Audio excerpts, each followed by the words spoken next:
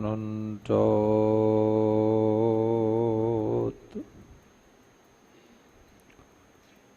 बंधन अनेक बार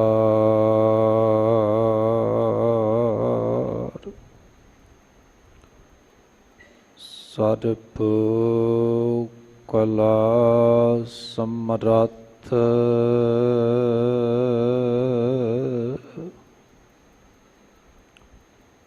डोलन ते रखो प्रभु नानक देकर हथ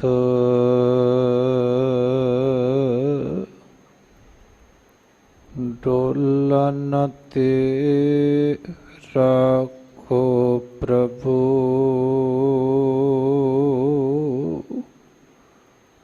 नानक देकर हथ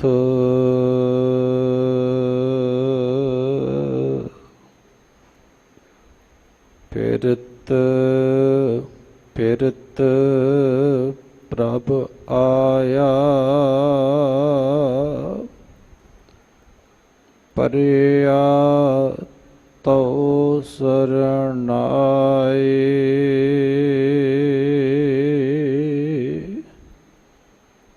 फिरत फिरत प्रभु आया परिया तो शरणाए नानक की प्रभु बिनती अपनी भगति लाए। सज्जन सच्चा पातशाह सिर सहांद साहू जिस पास बैठिया सूबीए सबनां दा विसाहो।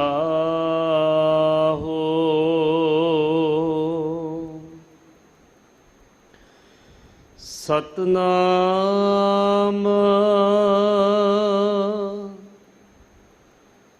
श्री वाहिगुरु साहिब जी वडहंस महला तीजा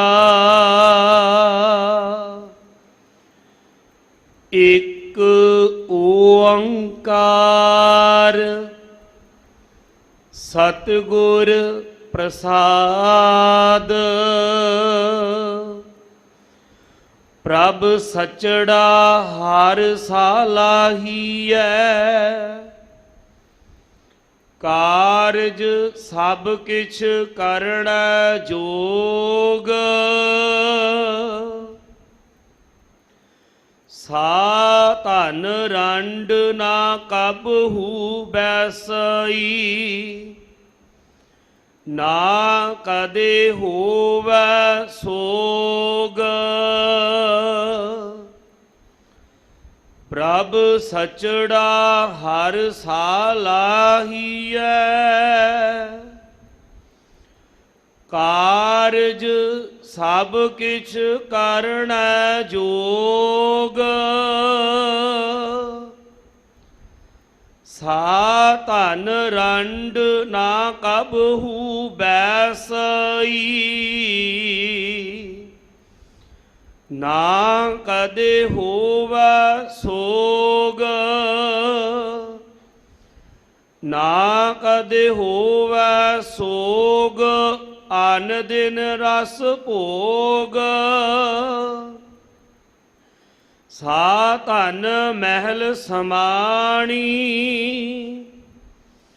ਜਿਨ ਪ੍ਰਿਯੋ ਜਾਤਾ ਕਰਮ ਵਿਦਾਤਾ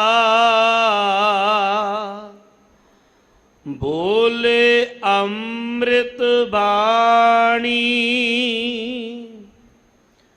ਗੁਣਵੰਤੀਆ ਗੁਣ ਸਾਰਹਿ ਆਪਣੇ ਕੰਤ ਸੰਭਾਲਹਿ ਨਾ ਕਦੇ ਲਗਾ ਵਿਜੋਗੋ ਸਚੜਾ ਪਿਰ ਸਾਲਾਹੀਐ ਸਭ ਕਿਛ ਕਰਨ ਜੋਗੋ ਗੁਣਵੰਤੀਆ ਗੁਣ ਸਾਰਹਿ ਆਪਣੇ ਕੰਤ ਸੰਭਾਲਹਿ ਨਾ ਕਦੇ ਲੱਗਾ ਵਿਜੋਗੋ ਸਚੜਾ ਪਿਰ ਸਾਲਾਹੀਐ ਸਭ ਕਿਛ ਕਰਨ ਜੋਗੋ ਵਾਹਿਗੁਰੂ ਜੀ ਕਾ ਖਾਲਸਾ ਵਾਹਿਗੁਰੂ ਜੀ ਕੀ ਫਤਿਹ। ਚਾਬਰ ਛਤਰ ਤਖਤ ਦੇ ਮਾਲਕ ਸ਼ਬਦ ਗੁਰੂ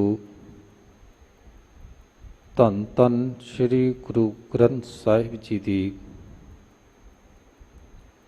ਅਪਾਰ ਬਖਸ਼ਿਸ਼ ਸਦਕਾ ਧੰਨ ਧੰਨ ਸ੍ਰੀ ਗੁਰੂ ਰਾਮਦਾਸ ਪਾਤਸ਼ਾਹ ਜੀ ਦੀ ਅਪਾਰ ਕਿਰਪਾ ਸਦਕਾ ਆਪ ਜੀ ਨੇ ਸੱਚਖੰਡ ਸ੍ਰੀ ਦਰਬਾਰ ਸਾਹਿਬ ਤੋਂ ਅੰਮ੍ਰਿਤ ਵੇਲੇ ਬੜਹਾਂਸ ਰਾਗ ਦੇ ਅੰਦਰ ਸਤਿਗੁਰੂ ਗੁਰੂ ਅਮਰਦਾਸ ਪਾਤਸ਼ਾਹ ਜੀ ਦੀ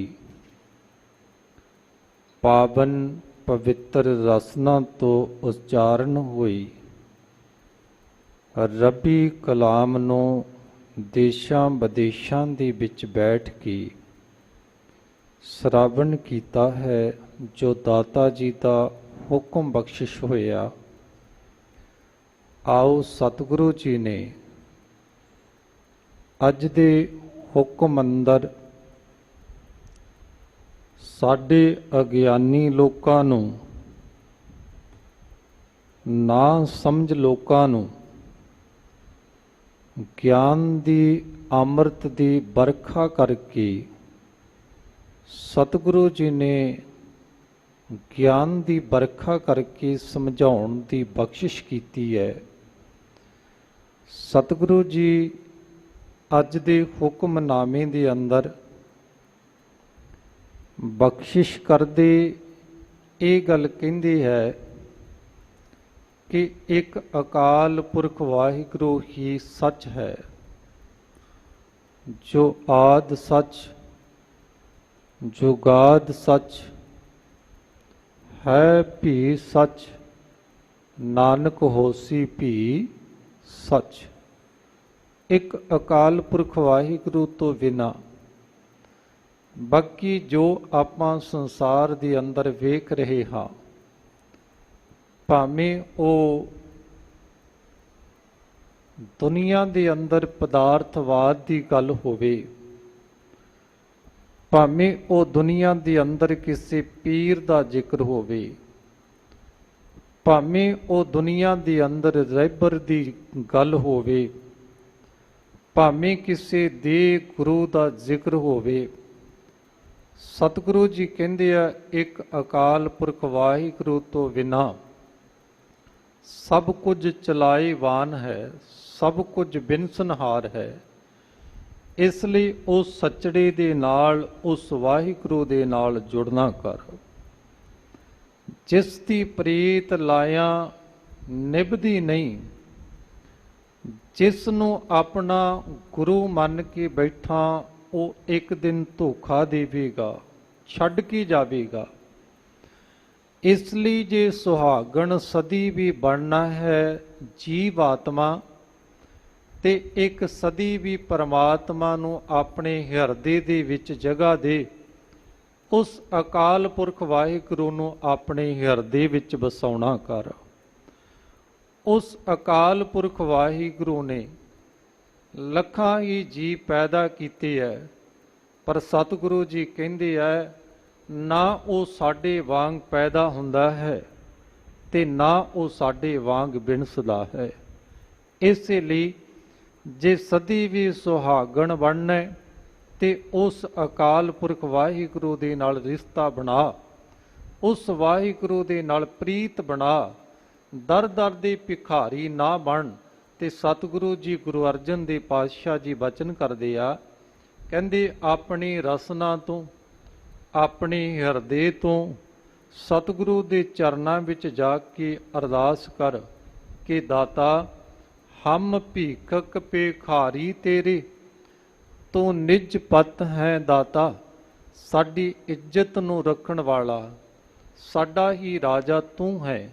ਸੋ ਸਤਿਗੁਰੂ ਜੀ ਨੇ ਅੱਜ ਦਾ ਜੋ ਮੁਬਾਰਕ ਵਚਨ ਬਖਸ਼ਿਸ਼ ਕੀਤਾ, ਜਿੱਥੇ ਆਪਾਂ ਸ਼ਬਦ ਦੀ ਵਿਚਾਰ ਕਰਾਂਗੇ ਉੱਥੇ ਨਾਲ ਹੀ ਬ੍ਰਹਮ ਗਿਆਨੀ ਸੰਤ ਮਹਾਪੁਰਸ਼ ਆਨੰਦ ਸੇਵਕ ਸਤਿਕਾਰਯੋਗ ਬਾਬਾ ਬੁੱਢਾ ਜੀ, ਜਿਨ੍ਹਾਂ ਨੇ 125 ਸਾਲਾਂ ਦੇ ਵਿੱਚੋਂ ਤਕਰੀਬਨ 113 ਸਾਲ ਦਾ ਜ਼ਿੰਦਗੀ ਦਾ ਸਫ਼ਰ ਸਤਿਗੁਰੂ ਧੰਨ ਗੁਰੂ ਰਾਮਦਾਸ ਪਾਤਸ਼ਾਹ ਦੇ ਘਰ ਵਿੱਚ ਰਹਿ ਕੇ ਗੁਜ਼ਾਰਿਆ ਹੈ। ਸੋ ਆਓ ਸਤਿਗੁਰੂ ਜੀ ਦੇ ਮੁਬਾਰਕ ਵਚਨ ਨੂੰ ਜਿੱਥੇ ਆਪਾਂ ਸ਼ਰਾਵਣ ਕੀਤਾ ਹੈ, ਉੱਥੇ ਨਾਲ ਹੀ ਸਤਿਕਾਰਯੋਗ ਬ੍ਰਹਮ ਗਿਆਨੀ ਬਾਬਾ ਬੁੱਢਾ ਜੀ ਦੇ ਜੀਵਨ ਨੂੰ ਵੀ ਥੋੜਾ ਜਿਹਾ ਤੁੰਬਣ ਦੀ ਕੋਸ਼ਿਸ਼ ਕਰਾਂਗੇ। ਆਓ ਸਾਰੀ ਸੰਗਤ ਪਿਆਰ ਦੀਆਂ ਸਾਂਝਾਂ ਬਣਾਈਏ। ਆਰੰਭਤਾ ਕਰਾਂ ਤੇ ਫਤਿਹ ਪ੍ਰਵਾਨ ਕਰਿਓ ਜੀ। ਬੋਲਿਓ ਜੀ ਵਾਹਿਗੁਰੂ ਜੀ ਕਾ ਖਾਲਸਾ, ਵਾਹਿਗੁਰੂ ਜੀ ਕੀ ਫਤਿਹ। ਸਤਨਾਮ ਸ੍ਰੀ ਵਾਹਿਗੁਰੂ ਸਾਹਿਬ ਜੀ। ਵਡ ਹੰਸ ਮਹੱਲਾ ਤੀਜਾ। ਬੜਹੰਸ 31 ਰਾਗਾਂ ਦੇ ਵਿੱਚੋਂ ਇੱਕ ਰਾਗ ਹੈ, ਜਿਸ ਦੇ ਗਾਉਣ ਦਾ ਸਮਾਂ ਜੋ ਬਾਹਰ ਦੁਪਹਿਰ ਹੈ ਤੇ ਰਾਤ ਨੂੰ ਤੀਜੇ ਪਹਿਰ ਗੈਣ ਕੀਤਾ ਜਾਂਦਾ ਹੈ। ਬੜਹੰਸ ਰਾਗ ਰਾਗੀ ਜੋ ਗੈਨ ਕਰਦੇ ਹੈ। ਮਹੱਲਾ ਤੀਜਾ, ਮਹੱਲਾ ਦਾ ਅਰਥ ਹੁੰਦਾ ਹੈ ਸਰੀਰ, ਤੀਜੇ ਦਾ ਅਰਥ ਹੈ ਧੰਨ ਧੰਨ ਗੁਰੂ ਅਮਰਦਾਸ ਪਾਤਸ਼ਾਹ। ਇੱਥੇ 2 ਵਾਰੀ ਸ਼ਬਦ ਲਿਖਿਆ ਹੈ ਬੜਹੰਸ ਮਹੱਲਾ ਤੀਜਾ, ਤੇ ਅਗਲਾ ਸ਼ਬਦ ਪਾਇਆ ਹੈ ਮਹੱਲਾ ਤੀਜਾ। ਸੋ ਗ੍ਰੰਥੀ ਸਾਹਿਬਾਨਾਂ ਨੇ ਜੋ ਸ਼ਬਦ ਪੜ੍ਹਿਆ ਉਹ ਇੱਕ ਵਾਰੀ ਪੜ੍ਹਿਆ, ਕਿਉਂਕਿ ਸਤਿਗੁਰੂ ਜੀ ਨੇ ਸਾਨੂੰ ਦੱਸਣਾ ਕੀਤਾ ਹੈ ਕਿ ਇਸ ਸ਼ਬਦ ਨੂੰ ਮਹੱਲਾ ਤੀਜਾ ਕਹਿਣਾ ਹੈ, ਨਾ ਕਿ ਮਹੱਲਾ 3 ਕਹਿਣਾ ਹੈ। ਇਸੇ ਲਈ ਇੱਕ ਪਾਸੇ ਸ਼ਬਦ ਇਹੀ ਉਚਾਰਿਆ ਗਿਆ ਬੜਹੰਸ ਮਹੱਲਾ ਤੀਜਾ, ਤੇ ਮਹੱਲਾ ਤੀਜਾ ਕਿਉਂ ਨਹੀਂ ਉਚਾਰਿਆ ਗਿਆ? ਕਿਉਂਕਿ ਇਹ ਸੰਕੇਤ ਹੈ। ਸਤਿਗੁਰੂ ਜੀ ਨੇ ਸਾਨੂੰ ਦੱਸਿਆ ਕਿ ਮਹੱਲਾ 3 ਨਹੀਂ ਉਚਾਰਨਾ, ਮਹੱਲਾ ਤੀਜਾ ਉਚਾਰਨਾ ਹੈ ਜੀ। ਇੱਕ ਓੰਕਾਰ ਸਤਿਗੁਰ ਪ੍ਰਸਾਦ। ਇੱਕ ਓੰਕਾਰ, ਇੱਕ ਅਕਾਲ ਪੁਰਖ ਵਾਹਿਗੁਰੂ ਜੋ ਸਦੀ ਵੀ ਹੈ, ਉਸ ਦੀ ਜੇ ਪ੍ਰਾਪਤੀ ਕਰਨੀ ਹੈ ਤੇ ਧੰਨ ਸਤਿਗੁਰੂ ਗੁਰੂ ਗ੍ਰੰਥ ਸਾਹਿਬ ਦੇ ਚਰਨਾਂ ਵਿੱਚ ਆ ਕੇ ਅਰਦਾਸ ਕਰ। ਅਕਾਲ ਪੁਰਖ ਵਾਹਿਗੁਰੂ ਦੀ ਪ੍ਰਾਪਤੀ ਸਤਿਗੁਰੂ ਦੀ ਕਿਰਪਾ ਦੁਆਰਾ ਹੀ ਹੁੰਦੀ ਹੈ। ਪ੍ਰਭ ਸਚੜਾ ਹਰ ਸਾਲਾਹੀਐ, ਕਾਰਜ ਸਭ ਕਿਛ ਕਰਣਾ ਜੋਗ। ਪ੍ਰਭ ਸੱਚੜਾ ਸਦਾ ਰਹਿਣ ਵਾਲਾ ਅਕਾਲ ਪੁਰਖ ਵਾਹਿਗੁਰੂ। ਮਾਲਿਕ ਕਹਿੰਦੇ ਆ ਉਸ ਅਕਾਲ ਪੁਰਖ ਵਾਹਿਗੁਰੂ ਨੂੰ ਧਿਆਉਣਾ ਕਰ, ਉਸ ਅਕਾਲ ਪੁਰਖ ਵਾਹਿਗੁਰੂ ਨੂੰ ਧਿਆਉਣਾ ਕਰ, ਜੋ ਕਾਰਜ ਸਭ ਕਿਛ ਕਰਨਾ ਜੋਗ। ਵੇਖੋ ਜੋਗ ਸ਼ਬਦ ਬੜੀ ਮਹੱਤਤਾ ਰੱਖਦਾ ਹੈ। ਹਰ ਇੱਕ ਬੰਦਾ ਹਰ ਕਾਰਜ ਦੇ ਯੋਗ ਨਹੀਂ ਹੁੰਦਾ। ਕੋਈ ਬੰਦਾ ਪਾਠ ਕਰ ਸਕਦਾ, ਕੋਈ ਨਹੀਂ ਕਰ ਸਕਦਾ। ਕੋਈ ਬੰਦਾ ਇੰਜੀਨੀਅਰ ਬਣ ਕੇ ਕੋਈ ਮਸ਼ੀਨਰੀ ਨੂੰ ਠੀਕ ਕਰ ਸਕਦਾ, ਕੋਈ ਨਹੀਂ ਠੀਕ ਕਰ ਸਕਦਾ। ਕੋਈ ਸਾਇੰਸ ਪੜ੍ਹ ਸਕਦਾ, ਕੋਈ ਨਹੀਂ ਪੜ੍ਹ ਸਕਦਾ। ਕੋਈ ਡਾਕਟਰ ਬਣ ਸਕਦਾ, ਕੋਈ ਨਹੀਂ ਬਣ ਸਕਦਾ। ਤੇ ਡਾਕਟਰ ਵੀ ਆਪਣੇ ਆਪਣੇ ਵਿਸ਼ਿਆਂ ਦੇ ਨਾਲ ਸੰਬੰਧਿਤ ਨੇ। ਹਰ ਇੱਕ ਡਾਕਟਰ ਹਰ ਇੱਕ ਚੀਜ਼ ਦਾ ਇਲਾਜ ਨਹੀਂ ਕਰ ਸਕਦਾ, ਕਿਉਂਕਿ ਹਰ ਇੱਕ ਬੰਦਾ ਹਰ ਇੱਕ ਚੀਜ਼ ਦੇ ਯੋਗ ਨਹੀਂ ਹੁੰਦਾ। ਤੇ ਇੱਕ ਅਕਾਲ ਪੁਰਖ ਵਾਹਿਗੁਰੂ ਸਭ ਕੁਝ ਕਰਨ ਯੋਗ ਹੈ, ਸਾਰੇ ਕਾਰਜ ਕਰਨ ਯੋਗ ਹੈ। ਜੇ ਤੂੰ ਉਸ ਅਕਾਲ ਪੁਰਖ ਵਾਹਿਗੁਰੂ ਦੇ ਦਰ ਤੇ ਆ ਕੇ ਅਰਦਾਸ ਕਰੇਗਾ ਜੋ ਭਾਵਨਾ ਰੱਖ ਕੇ, ਪਰ ਮੈਂ ਬੇਨਤੀ ਕਰਦਾ ਕਿ ਭਾਵਨਾ ਗੁਰੂ ਦੀ ਮਰਜ਼ਾਦਾ ਦੇ ਵਿੱਚ ਹੋਵੇ, ਭਾਵਨਾ ਗੁਰਮਤਿ ਦੇ ਵਿੱਚ ਹੋਵੇ।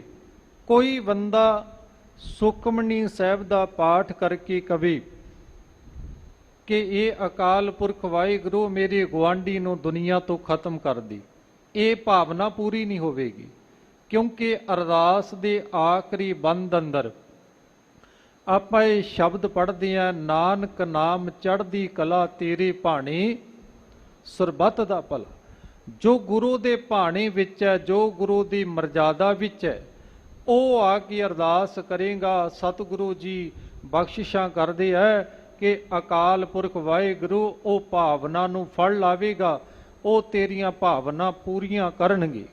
ਤੇ ਪਿਆਰਿਓ, ਜਿਹੜੇ ਸੱਚੇ ਮਾਲਕ ਨਾਲ ਜੁੜੇ ਹੈ, ਮੈਂ ਬੇਨਤੀ ਕੀਤੀ ਸੀ ਬ੍ਰਹਮ ਗਿਆਨੀ ਸੰਤ ਮਹਾਂਪੁਰਸ਼ ਆਨੰਦ ਸਿੱਖ ਬਾਬਾ ਬੁੱਢਾ ਜੀ, 12 ਸਾਲ ਦੀ ਉਮਰ ਸਤਿਗੁਰੂ ਨਾਨਕ ਦੇ ਪਾਤਸ਼ਾਹ ਜੀ ਕੱਥੂ ਨੰਗਲ ਦੇ ਖੇਤਾਂ ਦੇ ਵਿੱਚ ਭਾਈ ਮਰਦਾਨਾ ਜੀ ਨੂੰ ਨਾਲ ਲੈ ਕੇ ਅਕਾਲ ਪੁਰਖ ਵਾਹਿਗੁਰੂ ਦੇ ਪਿਆਰ ਵਿੱਚ ਭਿੱਜ ਕੇ ਭਾਈ ਮਰਦਾਨਾ ਜੀ ਰਵਾਬ ਵਜਾਉਂਦੇ ਹੈ ਤੇ ਸਤਿਗੁਰੂ ਨਾਨਕ ਦੇ ਪਾਤਸ਼ਾਹ ਜੀ ਪਿਆਰੇ ਦੇ ਪਿਆਰ ਵਿੱਚ ਬੈਠ ਕੇ ਮਿੱਠੜੇ ਜੇ ਗੀਤ ਗਾਉਂਦੇ ਹੈ।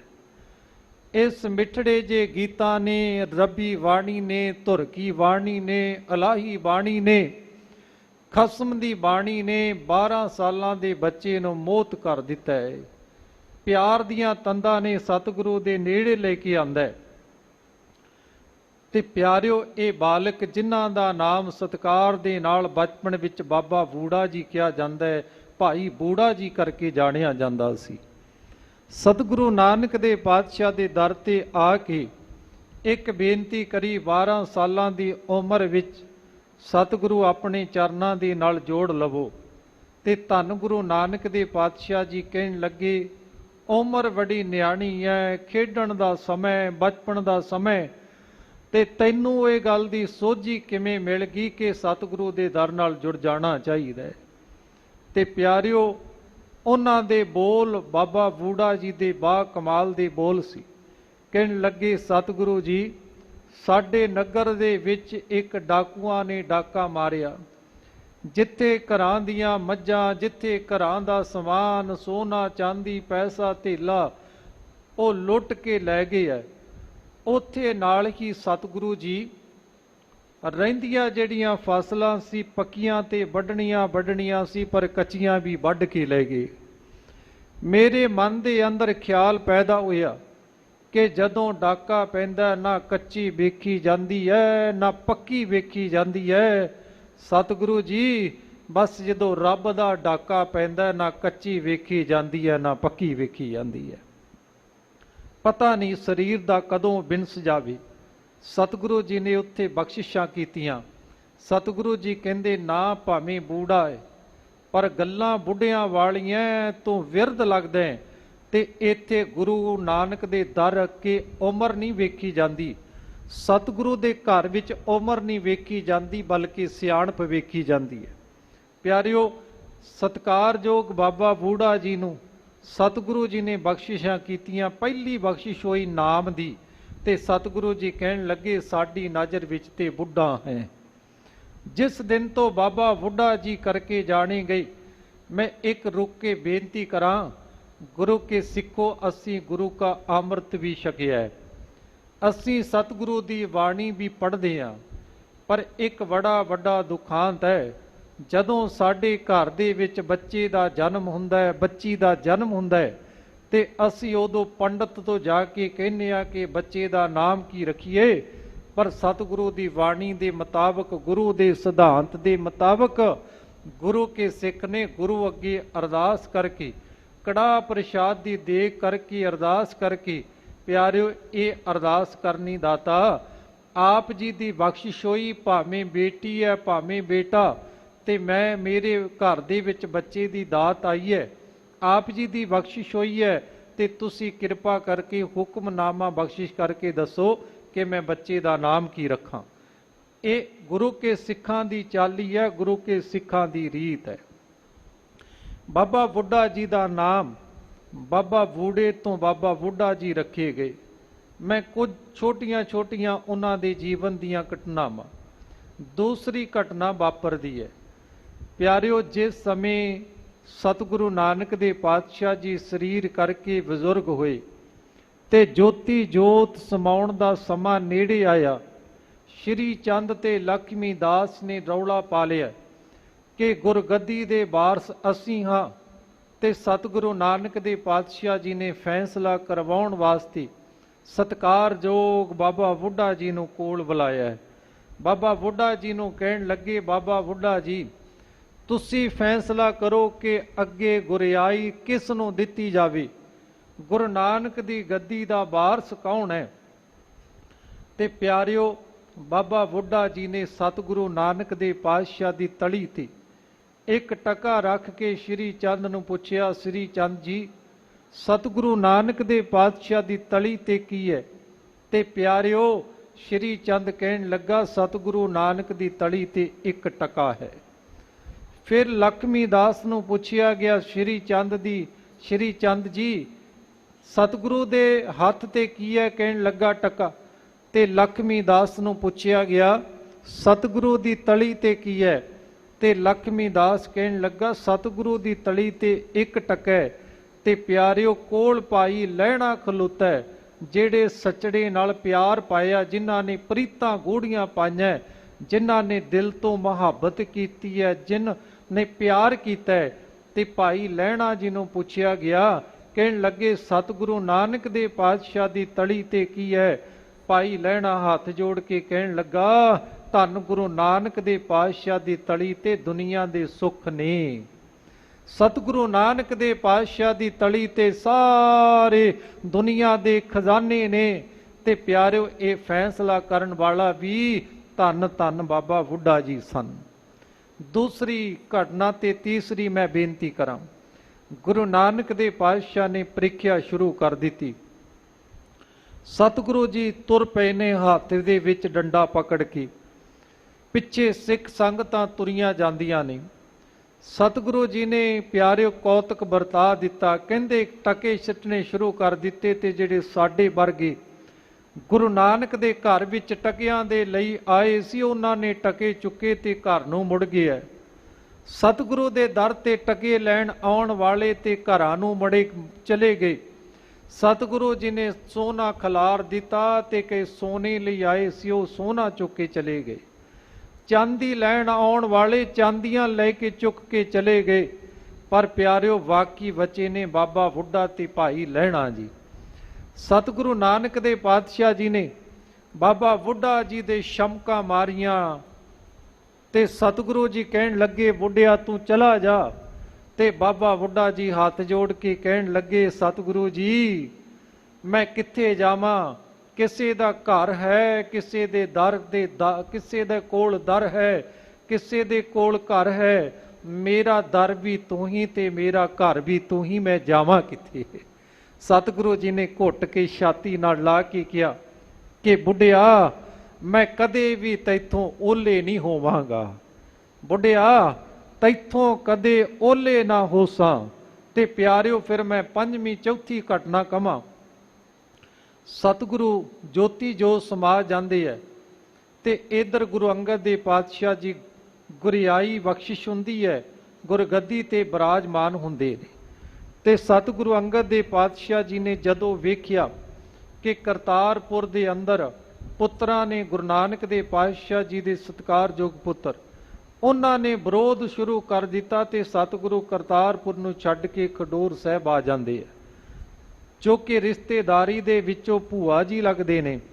ਸਤਿਗੁਰੂ ਇਹਨਾਂ ਦੇ ਘਰ ਮਾਤਾ ਵਿਰਾਈ ਦੇ ਘਰ ਦੇ ਵਿੱਚ ਬੰਦ ਹੋ ਜਾਂਦੇ ਆ, ਦਰਵਾਜ਼ਾ ਬੰਦ ਕਰ ਦਿੱਤਾ ਤੇ ਦਰਵਾਜ਼ੇ ਤੇ ਲਿਖ ਕੇ ਲਾ ਦਿੱਤਾ ਵੀ ਕੋਈ ਵੀ ਅੰਦਰ ਨਾ ਆਵੇ। ਛੁਪ ਜਾਂਦੇ ਆ ਸਤਿਗੁਰੂ ਜੀ। ਤੇ ਪਿਆਰਿਓ, ਬਾਬਾ ਬੁੱਢਾ ਜੀ ਭਾਲਦੇ ਮਾਤਾ ਵਿਰਾਈ ਦੇ ਦਰਵਾਜ਼ੇ ਤੇ ਬੈਠ ਕੇ ਸਤਿਗੁਰੂ ਦੇ ਪਿਆਰੇ ਜੇ ਗੀਤ ਗਾਏ, ਸਤਿਗੁਰੂ ਦੀ ਬਾਣੀ ਗਾਈ। ਤੇ ਪਿਆਰਿਓ, ਸਤਿਗੁਰੂ ਜੀ ਨੇ ਬਾਬਾ ਬੁੱਢਾ ਦੇ ਬੋਲ ਤੇ ਸਲਾਹੀ ਬਾਣੀ ਨੂੰ ਸੁਣ ਕੇ ਦਰਵਾਜ਼ਾ ਖੋਲ੍ਹਿਆ ਤੇ ਸਤਿਗੁਰੂ ਜੀ ਨੂੰ ਹੱਥ ਜੋੜ ਕੇ ਬਾਬਾ ਬੁੱਢਾ ਜੀ ਕਹਿਣ ਲੱਗੇ ਸਤਿਗੁਰੂ ਜੀ, ਸਾਨੂੰ ਕੋਈ ਉਪਦੇਸ਼ ਬਖਸ਼ਿਸ਼ ਕਰੋ। ਤੇ ਪਿਆਰਿਓ, ਸਤਿਗੁਰੂ ਅੰਗਦ ਦੇ ਪਾਤਸ਼ਾਹ ਨੇ ਬਚਨ ਕੀਤੇ, ਕਹਿੰਦੇ ਤਿੰਨ ਕੋ ਕਿਆ ਉਪਦੇਸੀਐ ਜਿਨ ਗੁਰੂ ਨਾਨਕ ਦਿਓ। ਸਤਿਗੁਰੂ ਜੀ ਕਹਿਣ ਲੱਗੇ ਤੁਹਾਨੂੰ ਕੀ ਉਪਦੇਸ਼ ਦਈਏ, ਤੁਸੀਂ ਤੇ ਸਤਿਗੁਰੂ ਨਾਨਕ ਦੇ ਪਾਤਸ਼ਾਹ ਦੇ ਦਰ ਤੇ ਲੰਮਾ ਸਮਾਂ ਸੇਵਾ ਕੀਤੀ। ਪਿਆਰਿਓ, ਫਿਰ ਗੁਰੂ ਅਮਰਦਾਸ ਪਾਤਸ਼ਾਹ ਜੀ ਨੇ ਆਨੰਦ ਸੇਵਕ ਕਹਿ ਕੇ ਸਤਿਗੁਰੂ ਜੀ ਨੇ ਵਡਿਆਈ ਬਖਸ਼ਿਸ਼ ਕੀਤੀ। ਗੁਰੂ ਰਾਮਦਾਸ ਪਾਤਸ਼ਾਹ ਜੀ ਨੇ ਸਿੱਖੀ ਦੇ ਥੰਮ ਕਿਹਾ ਤੇ ਧੰਨ ਗੁਰੂ ਅਰਜਨ ਦੇ ਪਾਤਸ਼ਾਹ ਜੀ ਨੇ ਜਦੋਂ ਧੰਨ ਗੁਰੂ ਗ੍ਰੰਥ ਸਾਹਿਬ ਜੀ ਦੀ ਸੰਪਾਦਨਾ ਹੋਈ ਤੇ ਸਤਿਗੁਰੂ ਜੀ ਚੋਣ ਕਰਨ ਲੱਗੇ ਹੈ, ਕਹਿਣ ਲੱਗੇ ਗ੍ਰੰਥੀ ਸਿੰਘ ਦੀ ਚੋਣ ਕਰਨੀ ਹੈ, ਹੈੱਡ ਗ੍ਰੰਥੀ ਦੀ। ਪਿਆਰਿਓ, ਹੈੱਡ ਗ੍ਰੰਥੀ ਸ੍ਰੀ ਦਰਬਾਰ ਸਾਹਿਬ ਬਹੁਤ ਸਤਿਕਾਰਯੋਗ। ਤੇ ਪਿਆਰਿਓ, ਜਦੋਂ ਸਮਾਂ ਆਇਆ ਗ੍ਰੰਥੀ ਦੀ ਚੋਣ ਦਾ ਤੇ ਬਾਬਾ ਬੁੱਢਾ ਜੀ ਨੂੰ ਕਹਿ ਦਿੱਤਾ, ਬਾਬਾ ਬੁੱਢਾ ਜੀ ਹਰਮੰਦਰ ਸਾਹਿਬ ਦੇ ਵਿੱਚ ਜਿਹੜਾ ਪ੍ਰਕਾਸ਼ ਕਰਨਾ ਧੰਨ ਗੁਰੂ ਗ੍ਰੰਥ ਸਾਹਿਬ ਜੀ ਦਾ ਉਹ ਤੁਸੀਂ ਕਰੋਗੇ। ਤੇ ਪਿਆਰਿਓ, ਪਹਿਲਾ ਮਾਨ ਸਤਿਗੁਰੂ ਦੇ ਦਰ ਤੇ ਪ੍ਰਾਪਤ ਹੋਇਆ। ਫਿਰ ਜਦੋਂ ਆਪਾਂ ਸ਼੍ਰੀ ਅਕਾਲ ਤਖਤ ਸਾਹਿਬ ਦੀ ਗੱਲ ਕਰਦੇ ਹਾਂ ਤੇ ਬਾਬਾ ਬੁੱਢਾ ਜੀ ਔਰ ਭਾਈ ਗੁਰਦਾਸ ਜੀ ਨੇ ਆਪ ਸਿਰ ਤੇ ਟੋਕਰਾ ਚੁੱਕ ਕੇ ਅਕਾਲ ਤਖਤ ਸਾਹਿਬ ਦੀ ਉਸਾਰੀ ਦੇ ਵਿੱਚ ਸੇਵਾ ਕੀਤੀ। ਮੈਂ ਬੇਨਤੀ ਕਰਦਾ, ਸਤਿਗੁਰੂ ਦੇ ਘਰ ਦੇ ਵਿੱਚ ਪਿਆਰਿਓ ਕੋਈ ਬਾਹਰੋਂ ਮਿਸਤਰੀ ਨਹੀਂ ਸੀ ਬੁਲਾਇਆ ਗਿਆ, ਬਲਕਿ ਬਾਬਾ ਬੁੱਢਾ ਜੀ ਔਰ ਭਾਈ ਗੁਰਦਾਸ ਜੀ ਨੇ ਅਕਾਲ ਤਖਤ ਸਾਹਿਬ ਦੀ ਉਸਾਰੀ ਕੀਤੀ।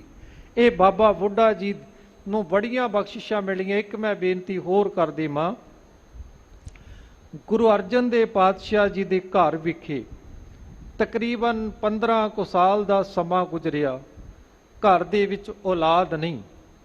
ਵਿਰੋਧੀਆਂ ਨੇ ਗੱਲਾਂ ਵੀ ਕਰਨੀਆਂ ਸ਼ੁਰੂ ਕਰ ਦਿੱਤੀਆਂ, ਪ੍ਰਿਥੀ ਚੰਦ ਵਰਗਿਆਂ ਨੇ, ਕਿ ਗੁਰੂ ਨਾਨਕ ਦੇ ਘਰ ਔਲਾਦ ਨਹੀਂ, ਗੁਰੂ ਅਰਜਨ ਦੇ ਪਾਤਸ਼ਾਹ ਦੇ ਘਰ ਔਲਾਦ ਨਹੀਂ, ਸਾਡਾ ਪੁੱਤਰ ਗੁਰੂ ਬਣੇਗਾ।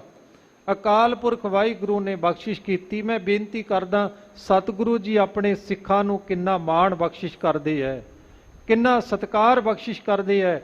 ਪਰ ਬੇਨਤੀ ਹੈ ਪਿਆਰਿਓ, ਗੁਰੂ ਨੇ ਤੇ ਗ੍ਰੰਥੀਆਂ ਨੂੰ ਸਤਿਕਾਰ ਦਿੱਤਾ, ਗੁਰੂ ਨੇ ਤੇ ਗ੍ਰੰਥੀ ਸਿੰਘਾਂ ਨੂੰ ਪਿਆਰ ਦਿੱਤਾ। ਪਰ ਤੁਸੀਂ ਕਈ ਥਾਵਾਂ ਦੇ ਉੱਤੇ ਜਾ ਕੇ ਵੇਖੋ, ਪ੍ਰਬੰਧਕ ਹੈ ਜਿਹੜੇ ਉਹ ਬੜੇ ਹੰਕਾਰ ਭਰੇ ਬੋਲ ਬੋਲਦੇ ਹੈ, ਗ੍ਰੰਥੀ ਸਿੰਘਾਂ ਨੂੰ ਜਲੀਲ ਕੀਤਾ ਜਾਂਦਾ ਹੈ ਕਈ ਥਾਵਾਂ ਦੇ ਉੱਤੇ। ਅੱਜ ਤੇ ਆਪਾਂ ਉਹਨਾਂ ਦੀ ਭਾਸ਼ਾ ਦੇ ਵਿੱਚੋਂ, ਬੋਲਾਂ ਦੇ ਵਿੱਚੋਂ ਸੁਣ ਰਹੇ ਹਾਂ ਕਿ ਗ੍ਰੰਥੀ ਸਿੰਘ ਕਹਿੰਦਾ ਮੈਂ ਆਪਣੇ ਬੱਚੇ ਨੂੰ ਗ੍ਰੰਥੀ ਨਹੀਂ ਬਣਾਉਣਾ। ਕਿਉਂ ਨਹੀਂ ਬਣਾਉਣਾ? ਕਿਉਂਕਿ ਇਹਨਾਂ ਜਲੀਲ ਕੀਤਾ ਗਿਆ। ਸੋ ਸਤਿਕਾਰ ਕਰਨੇ ਗ੍ਰੰਥੀ ਸਿੰਘਾਂ ਦਾ, ਪਿਆਰ ਕਰਨੇ ਗ੍ਰੰਥੀ ਸਿੰਘਾਂ ਦਾ। ਮੈਂ ਬੇਨਤੀ ਕਰਦਾ ਸੀ, ਬਾਬਾ ਬੁੱਢਾ ਜੀ ਨੂੰ ਸਤਿਕਾਰ ਦੇਣ ਵਾਸਤੇ ਮਾਤਾ ਗੰਗਾ ਜੀ ਨੂੰ ਕਹਿ ਦਿੱਤਾ ਕਿ ਜਾਓ ਬਾਬਾ ਬੁੱਢਾ ਜੀ ਦੇ ਕੋਲ ਪਿਆਰ ਦੇ ਨਾਲ ਪ੍ਰਸ਼ਾਦਾ ਲੈ ਕੇ ਜਾਣਾ, ਸਾਦਗੀ ਜੀਵਨ ਲੈ ਕੇ ਜਾਣਾ। ਇੱਥੇ ਮੈਂ ਵੀ ਬੇਨਤੀ ਕਰਦੀ ਮਾਂ ਕਿ ਕਈ ਕਿਤਾਬਾਂ ਦੇ ਵਿੱਚ ਲਿਖਿਆ ਮਿਲਦਾ ਕਿ ਮਾਤਾ ਗੰਗਾ ਜੀ ਰੱਥ ਤੇ ਚੜ੍ਹ ਕੇ ਗਏ ਨੇ, ਉਹਨਾਂ ਨੇ ਬੜੀ ਚੜ੍ਹਾਈ ਕੀਤੀ ਹੈ ਤੇ ਬਾਬਾ ਬੁੱਢਾ ਜੀ ਨੇ ਵੇਖ ਕੇ ਕਹਿ ਦਿੱਤਾ ਕਿ ਗੁਰੂ ਕੇ ਮਹਿਲਾਂ ਨੂੰ ਭਾਜਣਾ ਕਿਵੇਂ ਪੈ ਗਈਆਂ। ਮੈਂ ਬੇਨਤੀ ਕਰਦਾ, ਗੁਰੂ ਅਰਜਨ ਦੇ ਪਾਤਸ਼ਾਹ ਦੇ ਮਹਿਲ ਹੋਣ ਤੇ ਉਹਨਾਂ ਨੂੰ ਮਰਜ਼ਾਦਾ ਨਾ ਪਤਾ ਹੋਵੇ, ਇਹ ਨਹੀਂ ਪਿਆਰਿਓ ਹੋ ਸਕਦਾ। ਸਤਿਗੁਰੂ ਜੀ ਨੇ ਇਹ ਸਤਿਕਾਰ ਦੇ ਵਾਸਤੇ ਬਾਬਾ ਬੁੱਢਾ ਜੀ ਨੂੰ ਸਤਿਕਾਰ ਦੇ ਵਾਸਤੇ, ਸਤਿਕਾਰ ਦੇਣ ਵਾਸਤੇ ਮਾਤਾ ਗੰਗਾ ਜੀ ਨੂੰ ਭੇਜਿਆ ਤੇ ਮਾਤਾ ਗੰਗਾ ਜੀ ਨੂੰ ਇਸ ਗੱਲ ਦਾ ਬੋਧ ਹੈ। ਮਾਤਾ ਗੰਗਾ ਜੀ ਨੂੰ ਇਸ ਗੱਲ ਦਾ ਗਿਆਨ ਹੈ ਕਿ ਜਦੋਂ ਸਤਿਗੁਰੂ ਦੇ ਦਰ ਤੇ ਜਾਈਦਾ ਹੈ, ਗੁਰੂ ਨਾਨਕ ਦੇ ਘਰ ਤੇ ਜਾਈਦਾ, ਉਦੋਂ ਕਿਵੇਂ ਜਾਈਦਾ ਹੈ। ਪਿਆਰਿਓ, ਮਾਤਾ ਗੰਗਾ ਜੀ ਨੇ ਪ੍ਰਸ਼ਾਦਾ ਛਕਾਇਆ। ਪ੍ਰਸ਼ਾਦਾ ਛਕਾਉਣ ਤੋਂ ਬਾਅਦ ਕਿਹਾ ਕਿ ਤੁਸੀਂ ਅਰਦਾਸ ਕਰਿਓ, ਗੁਰੂ ਅਰਜਨ ਦੇਵ ਪਾਤਸ਼ਾਹ ਦਾ ਹੁਕਮ ਹੈ। ਬਾਬਾ ਬੁੱਢਾ ਜੀ ਨੇ ਅਰਦਾਸ ਕੀਤੀ ਤੇ ਪਿਆਰਿਓ ਸਤਿਗੁਰੂ ਦੀ ਬਖਸ਼ਿਸ਼ ਹੋਈ। ਅਕਾਲ ਪੁਰਖ ਵਾਹਿਗੁਰੂ ਨੇ ਬਖਸ਼ਿਸ਼ ਕੀਤੀ। ਮਾਤਾ ਗੰਗਾ ਜੀ ਦੀ ਕੁੱਖ ਤੋਂ ਗੁਰੂ ਅਰਜਨ ਦੇਵ ਪਾਤਸ਼ਾਹ ਜੀ ਦੇ ਗ੍ਰਹਿ ਵਿਖੇ ਸਤਿਗੁਰੂ ਹਰਗੋਬਿੰਦ ਪਾਤਸ਼ਾਹ ਜੀ ਦਾ ਪ੍ਰਕਾਸ਼ ਹੁੰਦਾ ਹੈ, ਜਿਨ੍ਹਾਂ ਨੂੰ ਸਤਿਕਾਰ ਦੇ ਨਾਲ ਦਲ ਭੰਜਨ ਗੁਰ ਸੂਰਮਾ ਵੱਡ ਜੋਧਾ ਬੋ ਪਰਉਪਕਾਰੀ ਕਹਿ ਕੇ ਸਤਿਕਾਰਿਆ ਜਾਂਦਾ ਹੈ। ਸਤਿਗੁਰੂ ਅਰਜਨ ਦੇਵ ਪਾਤਸ਼ਾਹ ਨੇ ਜ਼ਿਕਰ ਵੀ ਕੀਤਾ, ਕਹਿੰਦੇ ਗੁੱਜੀ ਛੰਨੀ ਨਾਹੀ ਬਾਤ, ਭਾਈ ਕੋਈ ਛੁਪਣ ਵਾਲੀ ਗੱਲ ਨਹੀਂ, ਨਾਨਕ ਤੁਠਾ ਕੀਨੀ ਦਾਤ। ਇਹ ਅਕਾਲ ਪੁਰਖ ਵਾਹਿਗੁਰੂ ਨੇ ਬਖਸ਼ਿਸ਼ ਕੀਤੀ ਤੇ ਮੇਰੇ ਘਰ ਬੱਚੇ ਦੀ ਦਾਤ ਆਈ। ਆਓ ਮੈਂ ਬੇਨਤੀ ਕਰਿਆ ਸੀ, ਇਹ ਬਾਬਾ ਬੁੱਢਾ ਜੀ ਦੀ ਸੇਵਾ ਸਤਿਗੁਰੂ ਨਾਨਕ ਦੇ ਘਰ ਵਿੱਚ ਹੈ। ਪਿਆਰਿਓ, ਗੁਰੂ ਹਰਗੋਬਿੰਦ ਪਾਤਸ਼ਾਹ ਜੀ ਤੱਕ ਸਤਿਗੁਰੂ ਦੇ ਦਰ ਤੇ ਸੇਵਾ ਕਰਦੇ ਰਹੇ ਤੇ ਮੈਂ ਜਦੋਂ ਬਾਬਾ ਬੁੱਢਾ ਜੀ ਦੇ ਜੀਵਨ ਤੇ ਪੜ੍ਹ ਰਿਹਾ ਸਾਂ ਤੇ ਪਿਆਰਿਓ ਇੱਕ ਬੜੀ ਪਿਆਰੀ ਜੀ ਘਟਨਾ ਆਈ। ਕਹਿੰਦੇ ਧੰਨ ਗੁਰੂ ਨਾਨਕ ਦੇ ਪਾਤਸ਼ਾਹ ਜੀ ਤੋਂ ਲੈ ਕੇ ਗੁਰੂ ਗੋਬਿੰਦ ਸਿੰਘ ਪਾਤਸ਼ਾਹ ਜੀ ਤੱਕ ਭਾਵੇਂ ਗੁਰੂ ਅਰਜਨ ਦੇਵ ਪਾਤਸ਼ਾਹ ਨੂੰ ਤੱਤੀ ਤਵੀ ਤੇ ਬਹਾਇਆ ਗਿਆ, ਭਾਵੇਂ ਗੁਰੂ ਹਰਗੋਬਿੰਦ ਪਾਤਸ਼ਾਹ ਨੂੰ ਗਵਾਲੀਅਰ ਦੇ ਕਿਲੇ ਦੇ ਵਿੱਚ ਬੰਦ ਕੀਤਾ ਗਿਆ, ਭਾਵੇਂ ਗੁਰੂ ਗੋਬਿੰਦ ਸਿੰਘ ਪਾਤਸ਼ਾਹ ਦੇ ਪੁੱਤਰਾਂ ਨੂੰ ਸ਼ਹੀਦ ਕੀਤਾ ਗਿਆ, ਸਤਿਗੁਰੂ ਦੇ ਪੂਰੇ ਪਰਿਵਾਰ ਨੂੰ ਸ਼ਹੀਦ ਕੀਤਾ ਗਿਆ, ਪਰ ਪਿਆਰਿਓ ਗੁਰੂ ਸਾਹਿਬਾਨਾਂ ਦੀ ਅੱਖਾਂ ਦੇ ਵਿੱਚ ਕਦੇ ਹੰਝੂ ਨਹੀਂ ਸੀ ਆਏ। ਤੇ ਜਦੋਂ ਬਾਬਾ ਬੁੱਢਾ ਜੀ ਨੂੰ ਪਿਆਰਿਓ ਆਖਰੀ ਸਮਾਂ ਆਇਆ, ਜੋ ਜਿਸ ਸਮੇਂ ਚੜ੍ਹਾਈ ਕਰਦੇ ਨੇ ਤੇ ਗੁਰੂ ਹਰਗੋਬਿੰਦ ਪਾਤਸ਼ਾਹ ਜੀ ਪਿਆਰਿਓ ਸ਼ਮਸ਼ਾਨ ਘਾਟ ਵਿੱਚ ਲੈ ਕੇ ਜਾਂਦੇ ਹੈ ਤੇ ਗੁਰੂ ਹਰਗੋਬਿੰਦ ਪਾਤਸ਼ਾਹ ਜੀ ਨੇ ਬਾਬਾ ਬੁੱਢਾ ਜੀ ਦੀ ਅਰਥੀ ਨੂੰ ਮੋਢਾ ਲਾਇਆ ਤੇ ਬਾਬਾ ਬੁੱਢਾ ਜੀ ਨੂੰ ਜਦੋਂ ਸੰਸਕਾਰ ਕਰਨ ਲੱਗੇ ਨਾ ਤੇ ਧੰਨ ਗੁਰੂ ਹਰਗੋਬਿੰਦ ਪਾਤਸ਼ਾਹ ਦੇ ਅੱਖਾਂ ਵਿੱਚੋਂ ਹੰਝੂ ਵਗ ਪਏ ਨੇ। ਕਹਿੰਦੇ ਧੰਨ ਹੈ ਬਾਬਾ ਬੁੱਢਾ ਜੀ, ਜਿਨ੍ਹਾਂ ਨੇ ਘੱਟੋ ਘੱਟ 8 ਗੁਰੂ ਸਾਹਿਬਾਨਾਂ ਦੇ ਪਿਆਰਿਓ ਦਰਸ਼ਨ ਕਰੇ ਨੇ। ਇਹ ਸੁਭਾਗ ਪ੍ਰਾਪਤ ਹੋਇਆ। ਸੋ ਜਿਹੜੇ ਸੱਚੜੇ ਨਾਲ ਜੁੜ ਜਾਂਦੇ ਹੈ ਉਹ ਵੀ ਸੱਚੇ ਬਣ ਜਾਂਦੇ ਹੈ, ਜਿਹੜੇ ਝੂਠਿਆਂ ਨਾਲ ਜੁੜ ਜਾਂਦੇ ਹੈ ਤੇ ਉਹ ਵੀ ਝੂਠੇ ਬਣ ਜਾਂਦੇ ਹੈ। ਸਤਿਗੁਰੂ ਜੀ ਅੱਜ ਦੇ ਮੁਬਾਰਕ ਬਚਨ ਕਹਿੰਦੇ ਹੈ, ਕਰਦੇ ਹੈ, ਕਹਿਣ ਲੱਗੇ ਭਾਈ ਪ੍ਰਭ ਸੱਚੜਾ ਹਰ ਸਲਾਹੀਐ, ਉਸ ਨਿਰੰਕਾਰ ਨੂੰ ਸਲਾਹੁਣਾ ਕਰ, ਕਾਰਜ ਸਭ ਕਿਛ ਕਰਨਾ ਜੋਗ। ਜਿਹੜਾ ਸਾਰੀਆਂ ਦਾਤਾਂ ਦੇਣ ਵਾਲਾ, ਜਿਹੜਾ ਸਭ ਕੁਝ ਕਰਨ ਵਾਲਾ, ਉਸ ਸੱਚੜੇ ਦੇ ਨਾਲ ਜੁੜਨਾ ਕਰ। ਸਾ ਧਨ ਰੰਡ ਨਾ ਕਬਹੂ ਬੈਸਈ, ਨਾ ਕਦੇ ਹੋਵੈ ਸੋਗ। ਸਤਿਗੁਰੂ ਜੀ ਕਹਿਣ ਲੱਗੇ ਭਾਈ ਉਸ ਅਕਾਲ ਪੁਰਖ ਵਾਹਿਗੁਰੂ ਦੀ ਜਦੋਂ ਸੁਹਾਗਣ ਬਣ ਜਾਵਾਂਗੇ ਤੇ ਉਸ ਸਮੇਂ ਕਦੇ ਰੰਡ ਦਾ ਦਿਨ ਵੇਖਣਾ ਨਹੀਂ ਪੈਂਦਾ। ਜਿਵੇਂ ਕਿ ਇੱਕ ਬਹੁਤ ਹੀ ਪਿਆਰੇ ਵਿਦਵਾਨ ਨੇ ਪਿਆਰੇ ਇੱਕ ਘਟਨਾ ਬੜੀ ਪਿਆਰੀ ਲਿਖੀ ਹੈ। ਕਹਿੰਦੇ ਇੱਕ ਬਜ਼ੁਰਗ ਮਾਂ ਰੋਂਦੀ ਹੋਈ ਕਿਸੇ ਦੇਹ ਧਾਰੀ ਦੇ ਡੇਰੇ ਤੇ ਪਹੁੰਚ ਗਈ। ਉਸ ਦੇਹ ਧਾਰੀ ਜਿਹੜਾ ਡੇਰੇ ਦੇ ਵਿੱਚ ਬਾਬਾ ਬੈਠਾ ਹੈ, ਗੁਰੂ ਬਣ ਕੇ ਬੈਠਾ ਹੈ, ਉਸ ਨੂੰ ਜਾ ਕੇ ਕਹਿਣ ਲੱਗੀ ਜੀ ਤੁਸੀਂ ਕਿੰਨਾ ਕੁ ਸਮਾਂ ਮੇਰੇ ਨਾਲ ਰਿਸ਼ਤਾ ਨਿਭਾ ਸਕਦੇ ਹੋ? ਮੈਂ ਤੁਹਾਨੂੰ ਗੁਰੂ ਮੰਨਣ ਲੱਗੀ ਹਾਂ ਤੇ ਮੈਂ ਤੁਹਾਡੀ ਚੇਲੀ ਬਣਨ ਲੱਗੀ ਹਾਂ। ਕਹਿਣ ਲੱਗੀ ਮੇਰੇ ਨਾਲ ਵਾਅਦਾ ਕਰ ਕਿ ਮੇਰਾ ਸਦੀ ਵੀ ਗੁਰੂ ਬਣੇਗਾ। ਤੇ ਪਿਆਰਿਓ ਦੇ ਗੁਰੂ ਬਣਿਆ ਬੈਠਾ ਤੇ ਉਹ ਹੱਥ ਜੋੜ ਕੇ ਕਹਿਣ ਲੱਗਾ ਮੈਂ ਤੇਰੇ ਨਾਲ ਵਾਅਦਾ ਨਹੀਂ ਕਰ ਸਕਦਾ। ਹਾਂ, ਜਿੰਨਾ ਚਿਰ ਮੈਂ ਸਰੀਰ ਵਿੱਚ ਹੈ ਉਹਨਾਂ ਚਿਰ ਮੈਂ ਤੇਰਾ ਗੁਰੂ ਰਵਾਂਗਾ। ਜਿੱਦੇ ਮੈਂ ਸਰੀਰ ਚੋਂ ਉਡਾਰੀ ਮਾਰ ਗਿਆ ਉਹਦੇ ਦੂਜਾ ਧਾਰਨਾ ਕਰਨ ਪਵੇਗਾ। ਪਰ ਜਿਨ੍ਹਾਂ ਨੇ ਪਿਆਰਿਓ ਗੁਰੂ ਗ੍ਰੰਥ ਸਾਹਿਬ ਨੂੰ ਗੁਰੂ ਮੰਨਿਆ ਉਹਨਾਂ ਨੂੰ ਬਾਰ-ਬਾਰ ਗੁਰੂ ਮੰਨਣ ਦੀ ਲੋੜ ਨਹੀਂ। ਆਪਾਂ ਬੜੇ ਲੰਮੇ ਸਮੇਂ ਤੋਂ ਸ਼ਬਦ ਪੜ੍ਹਦੇ ਹਾਂ ਕਿ ਸਭ ਸਿੱਖਣ ਕੋ ਹੁਕਮ ਹੈ ਗੁਰੂ ਮਾਨਿਓ ਗ੍ਰੰਥ। ਸਤਿਗੁਰੂ ਜੀ ਕਹਿਣ ਲੱਗੇ ਕੰਦੇ ਵੀ ਰੰਡੇਪਾ ਨਹੀਂ ਵੇਖਣਾ ਪੈਂਦਾ। ਜਿਹੜੇ ਉਸ ਪਿਆਰੇ ਦੇ ਨਾਲ ਜੁੜ ਜਾਂਦੇ ਹੈ, ਸਾ ਤਨ ਰੰਡ ਨਾ ਕਾਬੂ ਵੈਸੇ ਹੀ, ਨਾ ਕਦੇ ਹੋਵੈ ਸੋਗ। ਸੋਗ ਤਾਂ ਹੀ ਹੋਵੇਗਾ ਜੇ ਪਤੀ ਦੁਨੀਆ ਤੋਂ ਜਾਵੇਗਾ। ਤੇ ਪਿਆਰਿਓ, ਇਹ ਸਦੀ ਵੀ ਹੈ, ਇਹ ਕਦੇ ਜਾਣ ਵਾਲਾ ਨਹੀਂ ਹੈ। ਨਾ ਕਦੀ ਹੋਵੇ ਸੋਗ, ਅਨ ਦਿਨ ਰਸ ਭੋਗ, ਸਾ ਤਨ ਮਹਿਲ ਸਮਾਣੀ। ਕਹਿਣ ਲੱਗੇ ਸਤਿਗੁਰੂ ਜੀ, ਕਹਿਣ ਲੱਗੇ ਭਾਈ, ਨਾ ਕਦੇ ਹੋਵੇ ਸੋਗ, ਕਦੇ ਸੋਗ ਨਹੀਂ ਹੋਵੇਗਾ। ਅਨ ਦਿਨ ਰਸ ਭੋਗ, ਅਨ ਦਿਨ ਦਾ ਅਰਥ ਹੁੰਦਾ ਹੈ ਗਿਣਤੀਆਂ ਤੋਂ ਬਾਹਰ। ਆਪਾਂ ਜ਼ਿੰਦਗੀ ਵਿੱਚ ਵੇਖਦੇ ਹਾਂ, ਬੱਚੇ ਦੇ ਬਚਪਨ ਦੇ ਵਿੱਚ ਆਨੰਦ ਹੋ ਸਕਦਾ ਹੈ, ਖੁਸ਼ੀ ਹੋ ਸਕਦੀ ਹੈ, ਜਵਾਨੀ ਤੱਕ ਬੁਢਾਪੇ ਦੇ ਵਿੱਚ ਰੋਗ ਲੱਗ ਜਾਣੇ ਹੈ। ਸਤਿਗੁਰੂ ਜੀ ਕਹਿਣ ਲੱਗੇ, ਜਦੋਂ ਉਸ ਮਾਲਕ ਨਾਲ ਜੁੜ ਜਾਵੇਂਗਾ, ਉਸ ਨਿਰੰਕਾਰ ਨਾਲ ਜੁੜ ਜਾਵੇਂਗਾ, ਉਸ ਨਿਰੰਕਾਰ ਦੇ ਨਾਮ ਦੇ ਵਿੱਚੋਂ ਅਨ ਦਿਨ ਗਿਣਤੀ ਤੋਂ ਬਾਹਰ ਸਦੀ ਵੀ ਉਸ ਦੇ ਰੱਬ ਦੇ ਨਾਮ ਵਿੱਚੋਂ ਆਨੰਦ ਮਾਣੇਗਾ, ਉਸ ਮਾਲਕ ਦੇ ਨਾਮ ਵਿੱਚੋਂ ਆਨੰਦ ਮਾਣ ਲਵੇਂਗਾ। ਸਾ ਤਨ ਮਹਿਲ ਸਮਾਣੀ। ਸੋ ਇਸੇ ਕਰਕੇ ਉਸ ਮਾਲਕ ਨੂੰ ਆਪਣੇ ਹਿਰਦੇ ਦੇ ਵਿੱਚ ਸੰਭਾਲ ਕੇ ਰੱਖ, ਉਸ ਵਾਹਿਗੁਰੂ ਨੂੰ ਸੰਭਾਲ ਕੇ ਰੱਖ। ਜਿਨ ਪ੍ਰਿਯ ਜਾਤਾ ਕਰਮ ਵਿਦਾਤਾ, ਬੋਲੇ ਅੰਮ੍ਰਿਤ ਬਾਣੀ। ਜਿਨ੍ਹਾਂ ਨੇ ਉਸ ਮਾਲਕ ਨੂੰ ਧਿਆਉਣਾ ਕੀਤਾ, ਉਸ ਮਾਲਕ ਨੂੰ ਹਿਰਦੇ ਵਿੱਚ ਵਸਾਉਣਾ ਕੀਤਾ, ਤੇ ਜੋ ਮਾਲਕ ਕਰਮ ਵਿਧਾਤੇ ਦਾ ਅਰਥ ਹੁੰਦਾ ਹੈ, ਜੋ ਮਾਲਕ ਸਾਡੇ ਕਰਮਾਂ ਦੇ ਮੁਤਾਬਕ ਸਾਨੂੰ ਫਲ ਦਿੰਦਾ।